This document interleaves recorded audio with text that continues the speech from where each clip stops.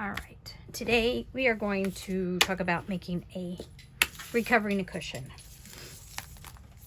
I'm just going to do a sample because I don't have any cushions to recover just yet.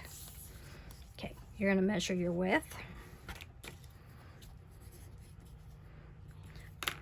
and your height.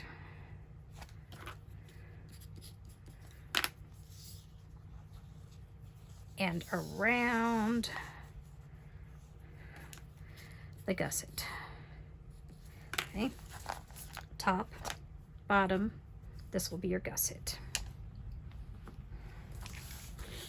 All right, we are going to use 1/2 inch seams, so we are going to add a 1/2 inch to each side. So an inch to that would be 6, inch to that would be 5, and an inch to 18 would be 19. Now we have to know how tall it is. 2 inches.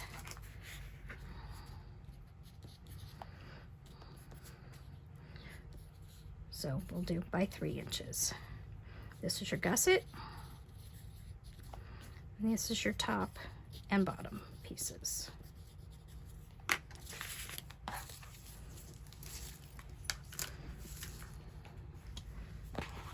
Now you need your fabric.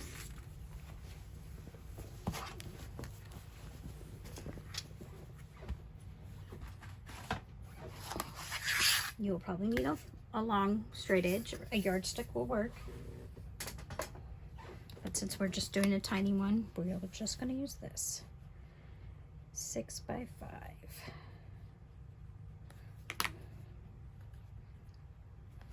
I'm going to cut 2, one for the top, one for the bottom.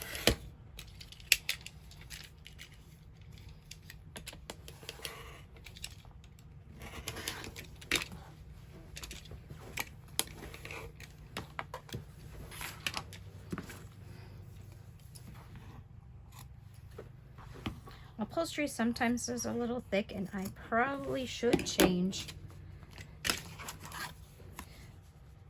my blade on my rotary cutter.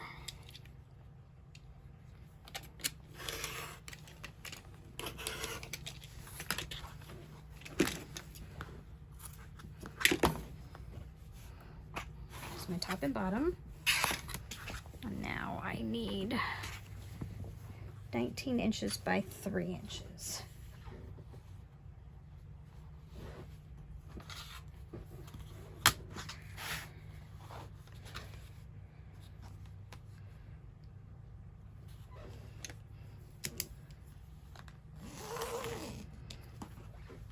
I'm going to draw it out.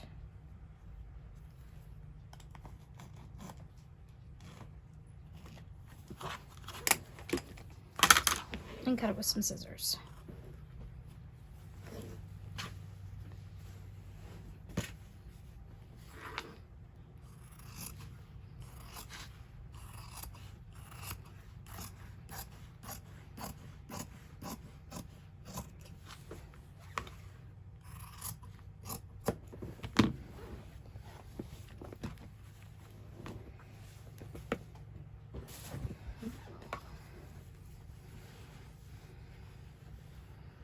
I'm going to start in the center back. And see, we'll be able to fold under. Or you can just fold under one piece and overlap. Just be like that. Okay, I'm going to start in the middle. I'm going to mark my centers just to make it easier. You can do it with a pen, or you can do it by cutting a little bit bigger of a triangle there.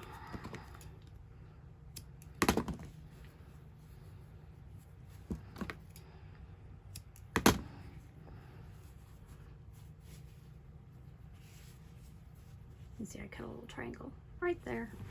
So that's my center.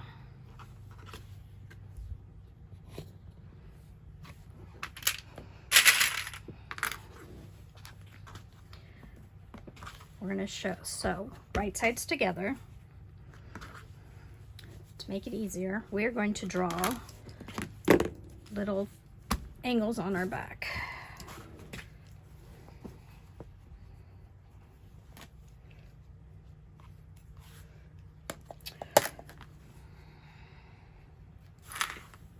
You can see how that's going to fit on there. Make that extra all the way around. Okay. Share them on here.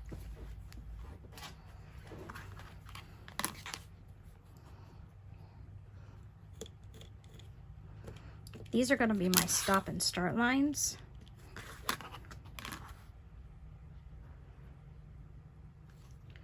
It just makes turning corners a lot easier.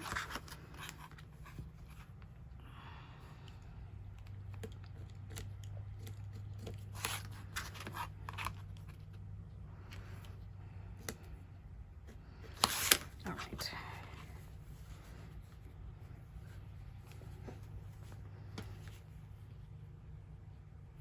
I'm going to go just past the center mark, right sides together, and I'm going to clip.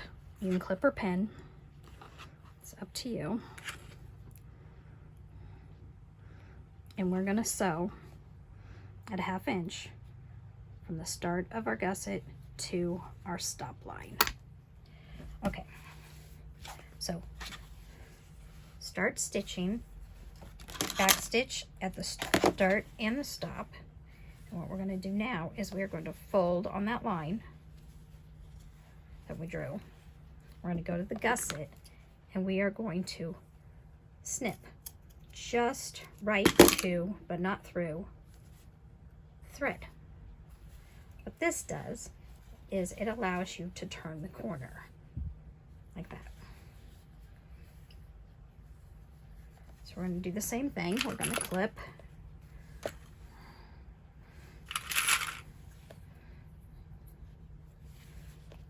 And we're going to sew from there, from where we stopped to our line we made. Back stitch at the beginning and the end. All right, once again, we're going to fold on that line we drew, go to our gusset, and snip to the stitches. And turn the corner. This is what the back looks like. Okay, I'm going to do the next two corners. Okay, you can do this beforehand, but if you're not confident, I would wait till the end to do this. Okay, once you get to your last corner and you made sure you have the overlap, what you can do now is hold those two together, move that out of the way, and stitch down.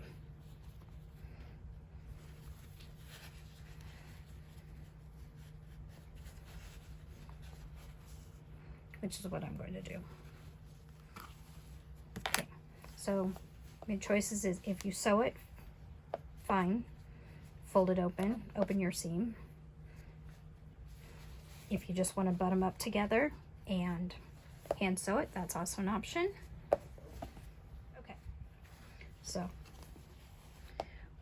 where your pieces come together, whether they're sewn together or pinned together, it's up to you.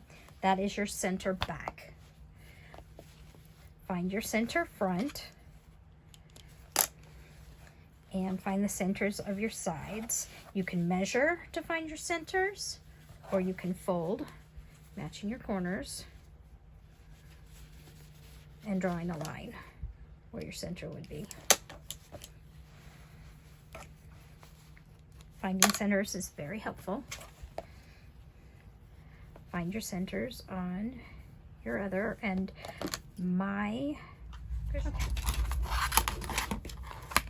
Let's draw our little corners.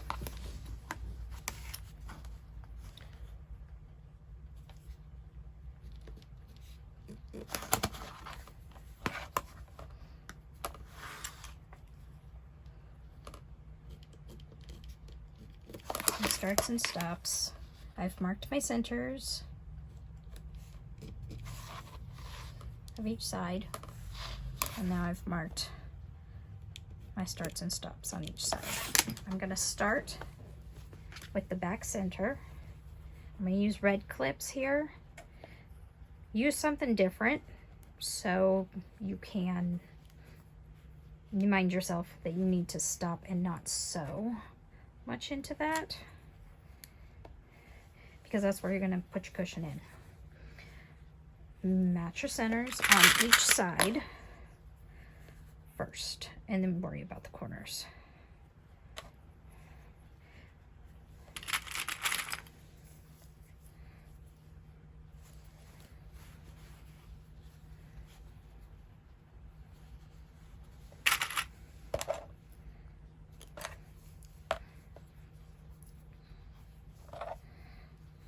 We are going to do the exact same thing we did at the front. We are going to sew from line to line. And we're going to do opposites. We're going to do the top and the side, left and right sides first. And then we'll do the top, and then we'll sew in a little bit on each side of the bottom, leaving room for the cushion. All right, I have sewn both the left and the right side. Get rid of my tails. Okay, we're going to fold our bottom piece down on that line like we did before, and we're going to snip into the gusset just to the thread. We're going to do that on both sides.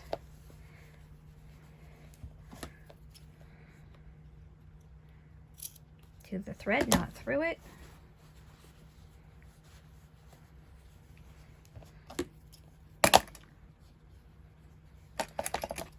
To the thread, not through it.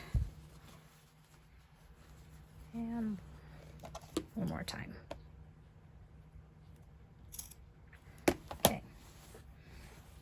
And this made it so we would be able to turn that corner.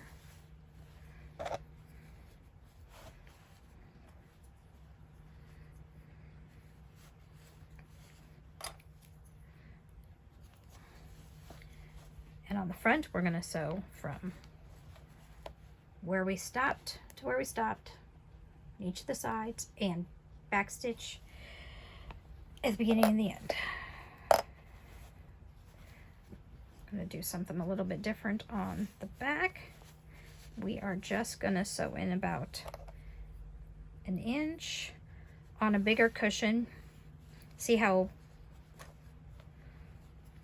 big your cushion is when you fold it in half, and then leave that much of an opening so you can get your, because we're going to fold it, we're going to squish our cushion to shove it through this hole.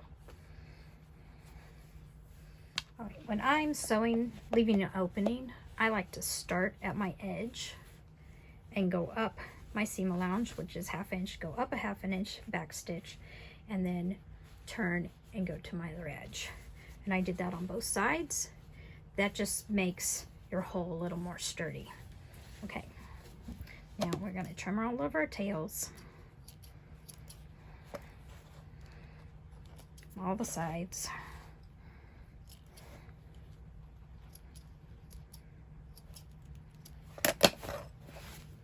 Snips will probably be easier. All right, and now you're going to cut the corners at a 45-degree angle.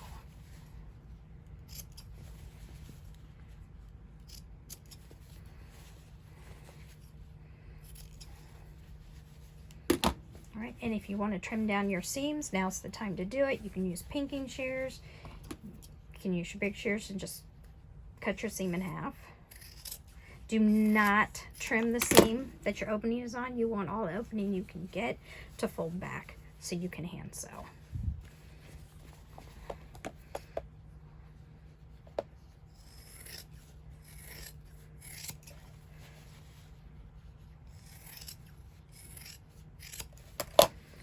You might ask why make a big seam and trim down. You have more accuracy if you have a bigger seam and more wiggle room.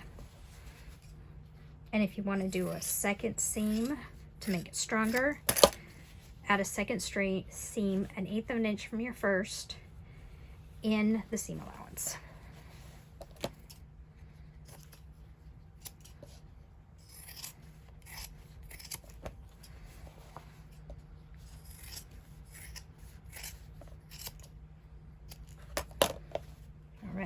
corners are done. We did not trim the side we're going to pull out.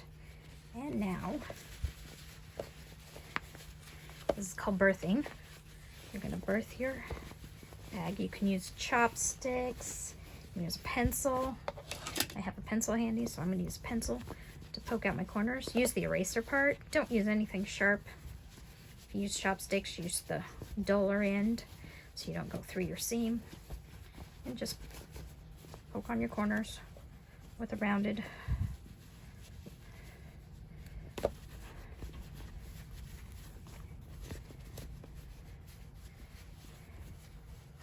I would use a 2.5 millimeter stitch length. Unless you had really heavy fabric, then you could use a 3. I wouldn't go any wider than that because then your seams will pull. All right, there's my cushion. Now, and yes, I have done this with full-size cushions and it's fun. It's doable. It's just some finagling. You'll be sticking your whole arm in a big cushion.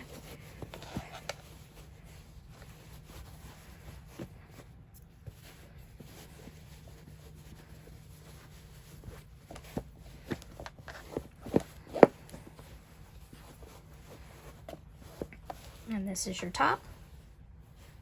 This is your bottom.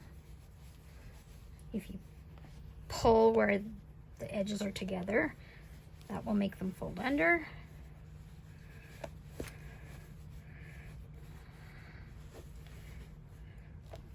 And hand sew. And there you go. You have made a cushion.